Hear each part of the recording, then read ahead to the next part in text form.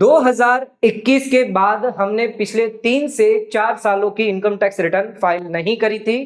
अब financial year 2025-26 की ITR file करना चाहते हैं। क्या इनकम टैक्स डिपार्टमेंट हमें नोटिस भेज सकता है सर? ऐसा सवाल हमसे सब्सक्राइबर द्वारा पूछा गया है कि पिछले 3 साल तक लगातार आईटीआर फाइल नहीं करी है, 3 से 4 साल की। उससे पहले हम आईटीआर फाइल करते थे। अच्छा, अब इस बार फाइनेंशियल ईयर 25-26 में हमें या तो कोई टैक्स नहीं देना या हमारा रिफंड बन रहा है, तो इस वजह से हमें आईटीआर जो है वो फाइल करनी है। तो सर, अगर इस बार आईटीआर फाइल करेंगे तो जो पिछले सालों की आईटीआर फाइल नहीं करी है, तो क्या वो भी आईटीआर हमें फाइल करनी पड़ेगी? क्या इनकम टैक्स डिपार्टमेंट द्वारा तुरंत नोटिस हमें आ सकता है? क्या इस आईटीआर को भरने के बाद यहाँ पर नोटिस जो है वो जारी किया जा सकता है? कई सारे सवाल होते हैं लोगों के, पुरानी आईटीआर नहीं भरते हैं और अचानक आईटीआर भरने आते हैं, तो उस केस में उसके क्या प्रोविजन है, क्या लॉ कहता है, आइए जानते हैं। क्या फाइनेंशियल ईयर 25-26 की आईटीआर भरने के लिए आपको पुरानी आईटीआर भरना जरूरी है?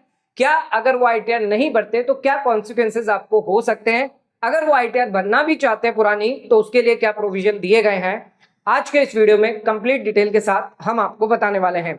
तो वीडियो बहुत ही इंपॉर्टेंट है, तो वीडियो को एंड तक जरूर देखें। चैनल पर नए तो सब्सक्राइब करें और बेल आइकन पर नोटिफिकेशन पे क्लिक करें। ध्यान रखिएगा, अगर आपको इनकम टैक्स रिटर्न फाइल करवाना है, नोटिस का रिप्लाई करवाना है, तो दिए गए नीचे नंबर पर आप हमें व्हाट्सएप कांटेक्ट कर सकते हैं। आईटीआर फाइल की सर्विस चाहिए तभी कांटेक्ट करिएगा। अगर आपके कोई डाउट है, क्वेरी है, आप व्हाट्सएप पर मैसेज करके छोड़ दें, आपको रिप्लाई मिल जाएगा। आइए स्टार्ट करते अपना आज के वीडियो को एंड तक जरूर देखिएगा। 2021 के बाद 3 साल 4 साल के बाद हम आईटीआर फाइल कर रहे हैं। क्या हमें आईटीआर फाइल करने के लिए अलाउ किया जाएगा? सबसे पहले ये समझते हैं कौन से सालों की आपकी आईटीआर पेंडिंग पड़ी हुई है।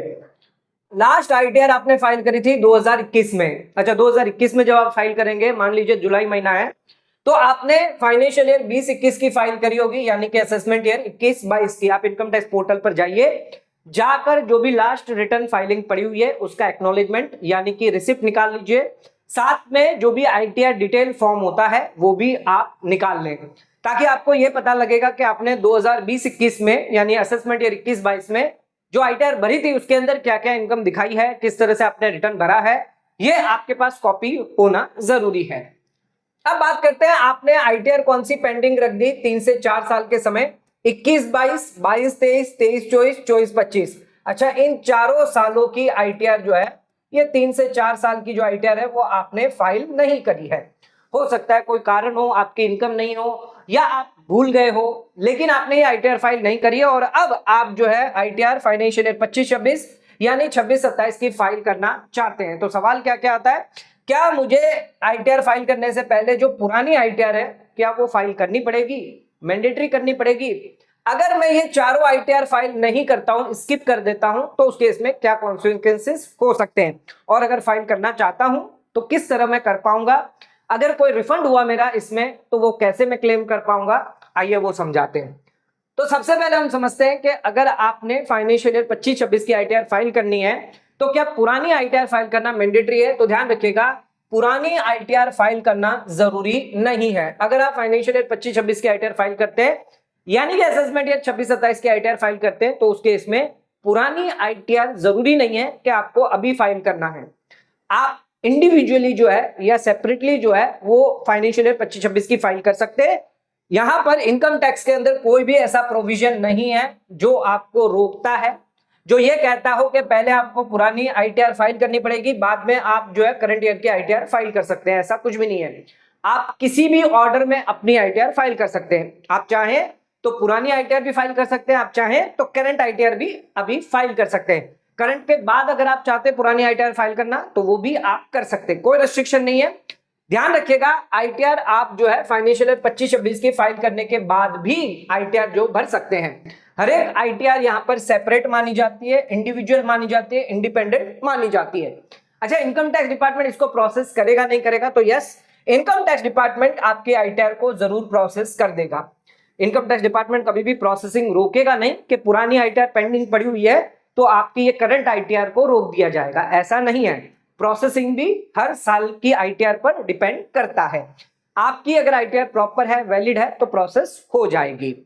अच्छा, ध्यान रखिएगा, आईटीआर फाइल करने से पहले कुछ बातों का ध्यान रख लें। जो भी ड्राफ्ट आईटीआर आप बनाएंगे, इसको आप AIS TIS 26A से मैच कर लें, बैंक स्टेटमेंट अगर आपकी जो भी टैक्सेबल इनकम है, टीडीएस डिटेल है, डिडक्शंस है, सब मैच करके रख लें, प्रॉपर तरीके से आईटीआर भरें, तो उस केस में कभी भी नोटिस का रिस्क आपको नहीं होगा।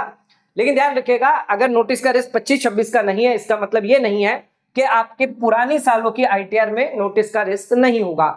वहां पर तो अभी भी आपको नोटिस का रिस्क रहेगा, भले ही आप करंट आईटीआर भरे या ना भरे, पुरानी आईटीआर में नोटिस का रिस्क आपका हमेशा रहेगा, ये ध्यान रखिएगा। नेक्स्ट आ जाते हैं, क्या मैं पुराने सालों की आईटीआर अगर नहीं भरूं तो चलेगा, क्या मुझे कोई दिक्कत तो नहीं होगी? ध्यान रखिएगा, आईटीआर फाइलिंग मैंडेटरी कंडीशन दी गई है।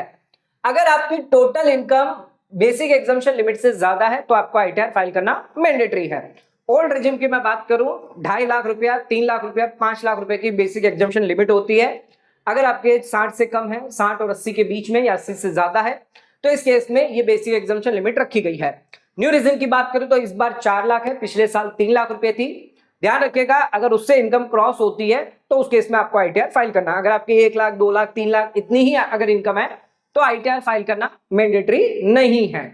अच्छा, दूसरा, हाई वैल्यू ट्रांजैक्शन अगर आप करते हैं, प्रॉपर्टी परचेज करिए, लार्ज कैश डिपॉजिट किया है, फॉरेन ट्रांजैक्शन किया है, या आपने सेविंग अकाउंट के अंदर पैसा 10 लाख से ज्यादा जमा कर दिया, फिक्स डिपॉजिट 10 लाख से ज्यादा करी है, करंट अकाउंट में 50 लाख से ज्यादा जमा किया है, इन सभी केसेस में आपने अगर हाई वैल्यू ट्रांजैक्शन किया है तो वहां पर आपकी इनकम अगर जीरो होगी, आईटीआर नहीं भरेंगे तो आपको नोटिस आ सकती है। तो हमेशा ध्यान रखें, हाई वैल्यू ट्रांजैक्शन अगर आप करते हैं तो उस केस में आईटीआर जरूर फाइल करें।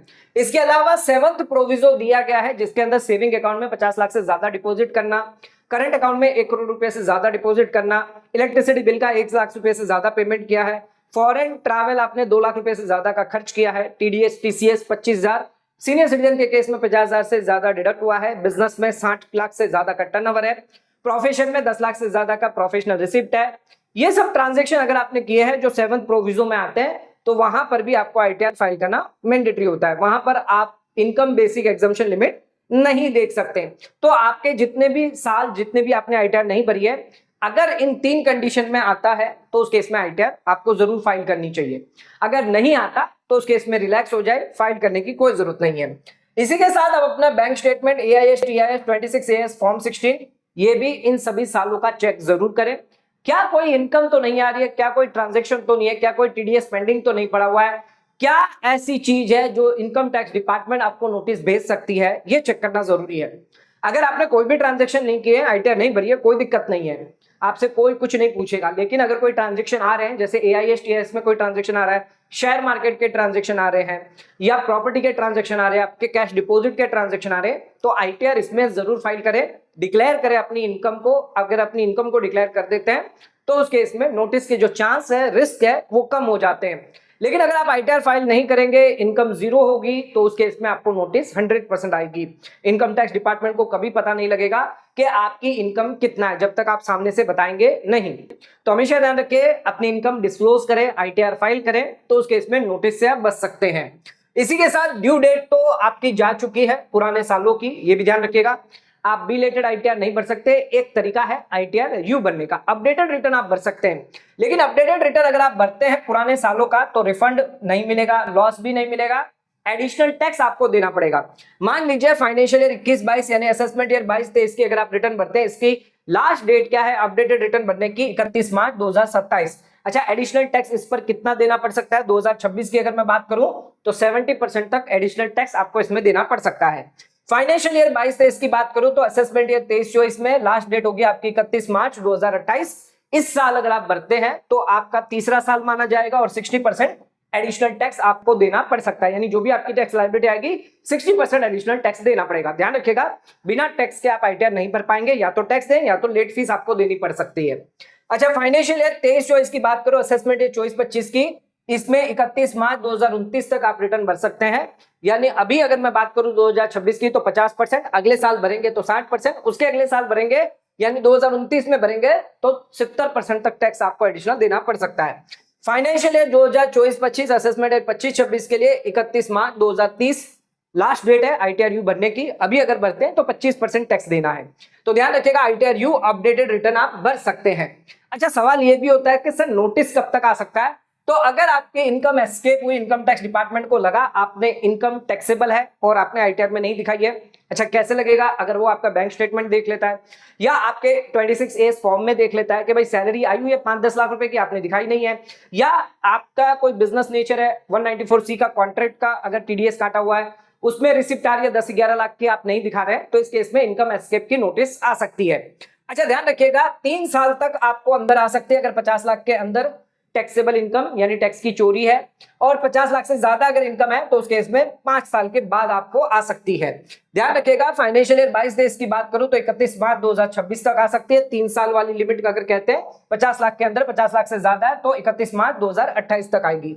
असेसमेंट ईयर 23-24 की बात करूं तो 2027 या फिर 2029 तक आ सकती है। 24-25 की बात करूं तो 2028 या फिर 2030 तक आ सकती है। 25-26 की मैं बात करूं तो 2029 या 2031 तक आपको नोटिस आ सकती है। तो ये ना समझे कि नोटिस सर अभी तक आई नहीं है, इसका मतलब ये तो नहीं है कि आप बच गए, नोटिस कभी भी आ सकती है। ध्यान रखिएगा सरकार कभी भी आपको नोटिस भेज सकती है। अगर इनकम एस्केप की अगर ड्यू डेट चली भी जाती है तो भी सरकार आपको 133(6) में कभी भी नोटिस भेज सकती है, वहां पर कोई भी टाइम लिमिट नहीं होती है, कभी भी आपसे इंफॉर्मेशन मांगी जा सकती है। अब बात करते हैं क्या कोई लेट फीस लगेगी, तो यहां पर ध्यान रखिएगा आपको लेट फीस जो है सेक्शन 234F के अंदर लगेगी। 5 लाख से ज्यादा इनकम होने पर 5,000 और 5 लाख से कम इनकम होने पर 1,000 रुपए। हालांकि आप बिलेटेड रिटर्न जो नहीं भर पाएंगे क्योंकि उसकी ड्यू डेट जा चुकी है, लेकिन आप अपडेटेड रिटर्न भर सकते हैं। अच्छा लेट फीस आपको देनी पड़ेगी, अगर कोई भी एडिशनल टैक्स नहीं है तो लेट फीस देनी है, अगर कोई एडिशनल टैक्स हुआ तो उस केस में लेट फीस देने की जरूरत नहीं है। यहां पर ध्यान रखिएगा बिलो बेसिक एग्जम्पशन लिमिट अगर आपकी रही, यानी कि आपकी इनकम 2.5 लाख 3 लाख 4 लाख 5 लाख इसके अंदर है, तो इस केस में आप अपडेटेड रिटर्न जो है वो नहीं भर पाएंगे, क्योंकि वहां पर आपको लेट फीस नहीं लगेगी, ना ही कोई टैक्स लगेगा। जब टैक्स नहीं लगेगा, लेट फीस नहीं लगेगी, तो इस केस में आप ITRU नहीं भर सकते। ITRU तभी भर पाएंगे जब आप अपना रिफंड कम करना चाहते हैं, लॉस कम करना चाहते हैं, टैक्स भरना चाहते हैं, तो उस केस में ITRU आप जमा कर सकते हैं। लेकिन इनमें से अगर कोई भी क्राइटेरिया मैच नहीं होता, ना ही आप अपनी इनकम बढ़ा रहे हैं, तो इस केस में ITRU आप नहीं भर सकते। तो आपको ITRU भरने के लिए थोड़ा सा इनकम को जो है वो बढ़ाना पड़ेगा। 1,000 रुपए तक की लेट फीस आपको मैंडेटरी देनी पड़ सकती है। अच्छा इसके अलावा कोई तरीका है ITR भरने का, तो ITRU एक मैंने आपको बता दिया, एक तरीका है जिससे आप पुराने सालों की ITR भर सकते हैं। दूसरा तरीका यहां पर दिया गया है, अगर आपको नोटिस आती है 148 के अंदर तो वहां पर आपसे ITR भरने को कहा जाएगा। ध्यान रखिएगा इनकम टैक्स डिपार्टमेंट ये देखता है कि अगर आपने अपनी इनकम डिस्क्लोज नहीं करी है, ITR भी फाइल नहीं करी है, तो इस केस में आपको 148 का नोटिस भेजेगा और आपको रिटर्न भरने को कहा जाएगा। ये एक अच्छा मौका है जहां पर आप अपनी ITR भर सकते हैं। हालांकि ये वॉलंटरली आप नहीं कर पाएंगे, इनकम टैक्स डिपार्टमेंट का असेसिंग ऑफिसर का जब तक नोटिस नहीं आता तब तक आप ITR नहीं फाइल कर सकते। आपको 3 महीने का समय दिया जाएगा, 90 दिन का टाइम पीरियड दिया जाएगा, जहां पर आप अपनी ITR भर सकते हैं। साथ में ITR रिलेटेड जो भी डॉक्यूमेंट है, बैंक स्टेटमेंट है, फॉर्म 16 है, ये सब भी आपको जमा करना होगा। इस तरीके से आप अपने पुराने सालों की ITR जो वो जमा कर सकते हैं। एग्जाम्पल के तौर पे मान लीजिए आपकी टैक्सेबल इनकम फाइनेंशियल ईयर 22-23 में थी, लेकिन आपने ITR नहीं भरी, ना ही यहां पर कोई इंफॉर्मेशन इनकम टैक्स डिपार्टमेंट को आपने भेजी है।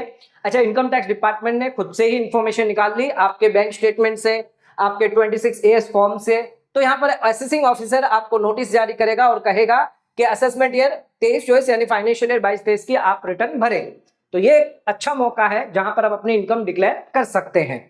ध्यान रखिएगा वॉलंटरली आप फाइल नहीं कर पाएंगे जब तक आपको रीअसेसमेंट प्रोसेस का नोटिस नहीं आएगा। 147, 148 इन असेसिंग ऑफिसर द्वारा जब तक जारी नहीं किया जाएगा तब तक आप रिटर्न नहीं भर पाएंगे। अच्छा अब सवाल आता है सर पुराने सालों में मेरा रिफंड था तो उसको मैं कैसे क्लेम कर सकता हूं, तो अपडेटेड रिटर्न तो नहीं भर सकते। अच्छा यहां पर ध्यान रखिएगा एक तरीका दिया गया है 119 के अंदर, जिसके अंदर CBDT का सर्कुलर है। अगर कॉन्डोनेशन मिल गया आपको एप्लीकेशन करनी पड़ेगी इनकम टैक्स डिपार्टमेंट को, जो ऑफिसर्स हैं वहां पर जाकर ये बताना होगा कि आप एक जेन्युइन टैक्स पेयर है, किसी कारणवश आपका जो रिफंड है वो आप क्लेम नहीं कर पाए, ITR फाइल नहीं कर पाए, या हो सकता है आपके कैरी फॉरवर्ड लॉसेस है उसको क्लेम करना रह गया हो। जेन्युइन क्लेम है तो यहां पर आपको गाइडलाइन के तहत जो है वो रिलैक्सेशन दिया जाएगा, आप ITR भर सकते हैं। लेकिन यहां पर ऑटोमेटिक अप्रूवल नहीं मिलेगा, आपको यहां पर रीजन बताना होगा और रीजन आपका जो है वो जेन्युइन होना चाहिए। ऐसा नहीं है कुछ भी आप रीजन देते कि मैं भूल गया था, कुछ भी ऐसा जेन्युइन रीजन होना चाहिए कि भाई जिस समय आईटीआर बनने की ड्यू डेट थी, मैं अस्पताल में था या कोई कंडीशन ऐसी आ गई थी, मुझे कुछ भी ऐसा आपको रीजन विथ डॉक्यूमेंट के साथ देना पड़ेगा इनकम टैक्स डिपार्टमेंट को, अदरवाइज आपको बेनिफिट नहीं मिलेगा। ध्यान रखिएगा, जो भी कंडीशन होगी सर्कुलर की गाइडलाइंस की वो फॉलो करनी जाएगी। अथॉरिटी अगर सेटिस्फाइड हो गया और उसने अगर कॉन्डोनेशन दे दिया तो इस केस में आप रिफंड क्लेम कर पाएंगे। तो एप्लीकेशन आपकी एक्सेप्ट होना बहुत इंपॉर्टेंट है। एक बार एप्लीकेशन एक्सेप्ट हो जाती है, ये फिजिकल आपको एप्लीकेशन जो वो डिपार्टमेंट में जाकर देनी होगी। अगर वहां से ऑर्डर आ जाता है तो इस ऑर्डर के बेसिस पर भी आप अपने पुराने सालों की आईटीआर फाइल कर सकते हैं और यहां पर रिफंड भी क्लेम कर पाएंगे। तो पुराने सालों का रिफंड क्लेम करने का ये एक तरीका है। अपडेटेड रिटर्न से आप क्लेम नहीं कर सकते। अच्छा, क्या इनकम टैक्स डिपार्टमेंट खुद से डिसीजन दे सकता है, खुद से ऑर्डर जारी कर सकता है? Yes, best judgment assessment order 144 के अंदर अगर आप रिटर्न फाइल नहीं करते हैं, ना ही इनकम टैक्स नोटिस का रिप्लाई करते हैं, तो असेसिंग ऑफिसर के पास जो भी इंफॉर्मेशन अवेलेबल है, एआईएस में, टीआईएस में, बैंक से जो भी इंफॉर्मेशन अवेलेबल है उसके बेसिस पर आपकी इनकम जो है वो कैलकुलेट किया जाएगा, टैक्स पेनल्टी सभी लगाई जाएगी। क्या पेनल्टी भी यहाँ पर आपको देनी पड़ सकती है? यस, पेनल्टी भी आपको देनी पड़ सकती है अंडर रिपोर्टिंग इनकम को लेकर 50% इन केस अगर आपकी अंडर रिपोर्टिंग इनकम है, और 200% तक आपको पेनल्टी लगेगी अगर आपने मिस रिपोर्टिंग करी है। तो ध्यान रखिएगा, अगर आप आईटीआर फाइल नहीं करते हैं तो ये आपके लिए बहुत बड़ा डिसएडवांटेजेस हो सकता है, पेनल्टी फ्यूचर में आपको देनी पड़ सकती है। अगर आपके पुराने सालों की आईटीआर पेंडिंग पड़ी है, अगर आप फाइनेंशियल 25-26 की अभी भरना चाहते हैं तो भर लीजिए, लेकिन एक बार पिछले सालों की जितनी भी आईटीआर है सभी को एक एक करके चेक जरूर कर ले। उस साल में आपके ऑनलाइन या आपके बैंक स्टेटमेंट में क्या क्या ट्रांजेक्शन आए हैं, कितनी इनकम आई है, इसको कैलकुलेट कर ले। अगर बेसिक एग्जम्पशन लिमिट के अंदर है तब तो कोई दिक्कत नहीं है, तब आप उसे ना फाइल करें तो भी चलेगा, लेकिन उससे क्रॉस हो रही है या टैक्सेबिलिटी आ रही है तो उस केस में आप अपनी आईटीआर फाइल करवा सकते हैं। आईटीआर यू की मदद से अगर आप करवाते हैं तो वहां पर अगर आप जो भी टैक्स बन रहा है 25, 50, 60, 70 वो देकर पेनल्टी से बच सकते हैं। यहां पर आपको 200% की पेनल्टी नहीं लगेगी अंडर रिपोर्टिंग के केस में। यहां पर जो भी पेनल्टी लगेगी वो सिर्फ 10% की एक्स्ट्रा देनी होगी। जो भी टैक्स यहां पर देना है साथ में जो भी 4% सेस हो गया, 10% की पेनल्टी और दे दीजिए, तो वहां पर आपको 200% की पेनल्टी नहीं लगेगी। लेकिन इनकम टैक्स डिपार्टमेंट द्वारा अगर आपका बेस्ट जजमेंट असेसमेंट किया गया, अंडर रिपोर्टिंग इनकम करके आपको 200% तक की पेनल्टी लगाई जा सकती है। तो ध्यान रखिएगा, फाइनेंशियल ईयर 25-26 की आप आईटीआर भर सकते हैं, प्रॉपर भरेंगे कोई दिक्कत नहीं है। पुराने सालों की आईटीआर बनना चाहते हैं तो एक बार चेक कर ले कंडीशन सारी, क्या वहां पर बेसिक एग्जाम्पशन लिमिट से इनकम कम है या ज्यादा है, हाई वैल्यू ट्रांजेक्शन करे हैं नहीं करे हैं, एक बार चारों सालों के चेक जरूर कर ले, बैंक स्टेटमेंट को भी चेक कर ले। अगर आपको लगता है किसी भी साल की आईटीआर भरना जरूरी है तो उसको भर दे आईटीआर यू की मदद से। अगर आपको कोई रिफंड है तो मैंने आपको बता दिया 119 के अंदर आप एप्लीकेशन कर सकते हैं रिफंड अप्लाई करने के लिए। तो उस केस में अगर ऑर्डर आता है तो आप रिफंड के लिए भी आईटीआर भर सकते हैं। अच्छा, इसके अलावा 148 का नोटिस आता है तो वहां पर भी आप अपनी इनकम टैक्स रिटर्न भर के आप अपनी इनकम डिक्लेयर कर सकते हैं। जो भी टैक्स इंटरेस्ट जो भी होगा वो आपको देना होगा। ध्यान रखिएगा, आईटीआर फाइल करना हमेशा इंडिविजुअल ऑप्शन होता है, हर साल के लिए हर साल का इंडिविजुअल ऑप्शन होता है, यानी हर साल आपको कंडीशन देखनी होती है। ऐसा नहीं है कि एक साल आपने आईटीआर फाइल कर दी तो बाकी साल भी आपको आईटीआर फाइल करना मैंडेटरी होता है। अगर किसी साल आपकी इनकम इतनी नहीं है, आपके कोई ट्रांजेक्शन नहीं है, तो जरूरी नहीं है कि आप आईटीआर फाइल ही करें। हालांकि अगर आपका लॉस है तो उस केस में आईटीआर फाइल करना मैंडेटरी होता है। अगर उस केस में आप हर साल आईटीआर फाइल नहीं करेंगे तो आपका लॉस जो है वो कैरी फॉरवर्ड नहीं होता है। तो 8 साल तक आपको लॉस का बेनिफिट मिलता है। तो ध्यान रखिएगा, अगर आपने 2021 में आईटीआर फाइल करी है, अभी आप फाइल कर रहे हैं, 2021 में आपका लॉस था तो भूल जाइए, वो लॉस आपका कैरी फॉरवर्ड कभी भी नहीं होगा। अगर आपने आईटीआर यू भी फाइल करिए तो भी आपको नहीं मिलने वाला है, ये ध्यान रखिएगा। तो एक ड्रॉबैक जो वो यहाँ पर कई बार आपको होता है, रिफंड का होता है नुकसान, लॉस का नुकसान होता है। तो हमेशा कोशिश यही करें, अपनी आईटीआर जरूर फाइल करें, मैंडेटरी फाइल करें, भले इनकम हो या ना हो। अगर फाइल करते हैं तो कई सारे बेनिफिट आपको इसमें मिल सकते हैं। आज का वीडियो अगर आपको पसंद आया तो वीडियो को लाइक शेयर सब्सक्राइब करना ना भूलें, वीडियो को ज्यादा से ज्यादा शेयर करें ताकि और लोगों तक इसकी नॉलेज पहुंच सके। आज का वीडियो समाप्त करते हैं, धन्यवाद।